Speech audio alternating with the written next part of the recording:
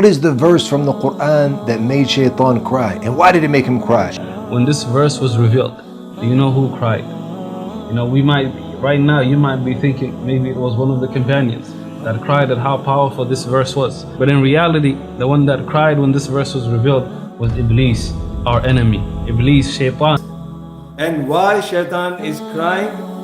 Is this really that he is repenting, or he is feeling sorry for himself, or he is jealous and hating us for that? That it's been narrated that Anas ibn Malik, the great Sahabi radiallahu an, he said when this verse was revealed that Shaytan cried. Allah subhanahu wa ta'ala tells us in Surah Ali Imran, chapter 3, verse 135, وَالَّذِينَ إِذَا فَعَلُوا فَاحِشَةً أَوْ ظَلَمُوا أَنفُسَهُم. Those who do that which is fahisha, that which is immoral. أَوْ ظَلَمُوا أَنفُسَهُم. They oppress themselves, meaning they oppress themselves by sinning, by shortcomings. What do? What's the first thing they do when they fall into this sin, when they do that which is immoral? ذَكَرَ اللَّهِ. They remember Allah. They remember the greatness of the one they're disobeying, the greatness of the one that they're sinning against.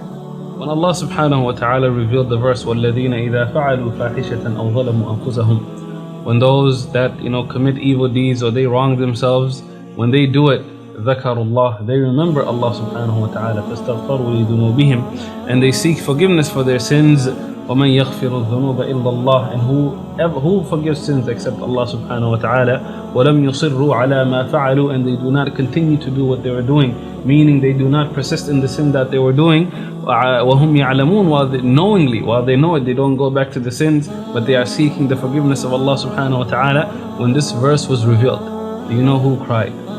Right now you might be thinking maybe it was one of the companions that cried at how powerful this verse was, at how Allah subhanahu wa ta'ala, He's willing to forgive us as long as we don't go back to the sins that we are doing, and we are not continuously doing them. As long as when we commit a sin, we ask Allah subhanahu wa ta'ala for forgiveness, He's going to forgive us. You would think it would be the companions, but in reality, the one that cried when this verse was revealed was Iblis, our enemy. Iblis, Shaytan. Imam Ibn Kathir rahimahullah, in his Tafsir, he mentioned that it's been narrated that Anas ibn Malik, the great Sahabi radiallahu an, he said when this verse was revealed that Shaytan cried.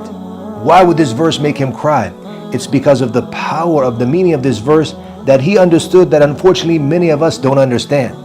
If you look at the verses which came before this verse, Allah is describing the muttaqeen, those who are striving to have Allah forgive them and striving to enter into the Jannah. But it's natural that even if you have a high level of iman, that you're going to sin. That's why the Prophet ﷺ told us in the hadith, كُلُّ بَنِي آدَمْ خَطَّاء وَخَيْرَ الْخَطَّائِينَ التَّوَّابُونَ. That all of the children of Adam, that they make mistakes, that they have sins. And the best of those who sin are the tawwabun, the ones who are constantly repenting. In this verse, when Allah is describing the muttaqeen, He says, if they do that which is fahisha, that which is immoral, this something could be big. Or if they sin, that could be at different levels. So just because he's from the muttaqeen, he's from the pious, doesn't mean he's not going to fall. But what makes him unique and what makes him special is that right away, once he falls into that, and Shaytan got him, that he ذَكَرَ Allah, he remembers Allah. Then right away, فَاسْتَغْفِرُوا لِذُنُوبِهِمْ, then he seeks forgiveness for his sins. And then the third thing, وَلَمْ يُصِرُّوا, that they're not persistent on doing those sins.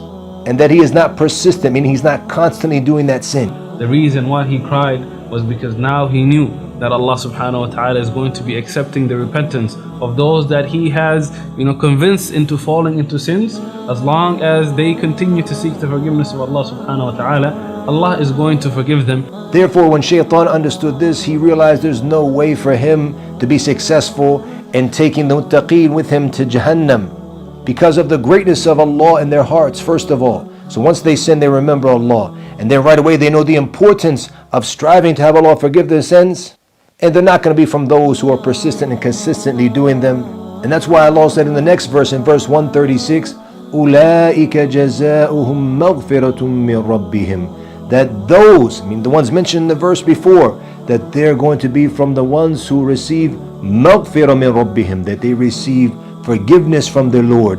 وَجَنَّاتٌ تَجْرِي مِن تَحْتِهَا الْأَنْهَارُ خَالِدِينَ فِيهَا. And Jannat, that they will be entered into the Jannah, that which with beneath rivers flow, to be خالدين فيها, to be eternally there. وَنِعْمَ أَجْرُ الْعَامِلِينَ, and what a blessed reward for those who are the amilin, those who are working, those who are striving for Allah.